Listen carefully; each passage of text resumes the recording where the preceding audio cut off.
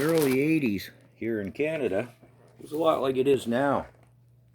Inflation was running wild, and the banks responded by seriously upping the interest rates. A lot of people lost their homes, their businesses, and a lot of farmers were put out of business. One such farmer was a pig farmer.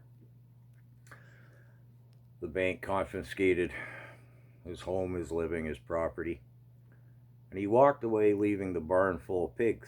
Now, I don't know how many pigs, I don't remember. I was told this story back when. Doesn't matter if it's 500 or 5,000 pigs. I guess he thought someone from the bank was going to look after them.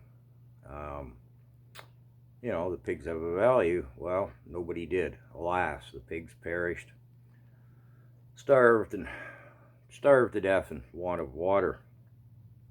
Inevitably, the rats moved in. Thousands of rats. The exterminator was called, and when he arrived, the rats had pretty well cleaned up the pigs. They were down to gnawing on the bones. So he fed them tomatoes, bushels and bushels of tomatoes.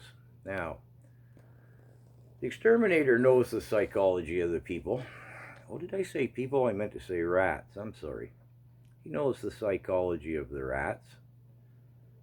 They're a lot like people. Some of them are quite bright. Some of them are dumb as a stump. Right off the hop, about 50% of the rats are glomming onto those tomatoes, and slowly the percentage creeps up until about 90% of the rats are eating the tomatoes.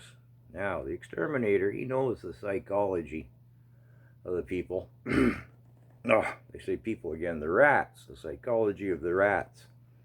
Those 10% are never going to eat the tomatoes. They're just not. They're too wily.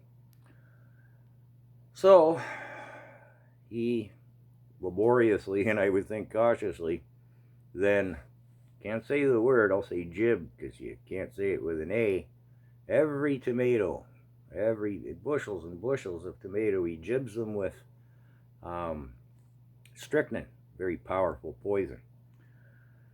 And 90% of the rats eat the poisoned tomatoes, and that's the end of 90% of the rats.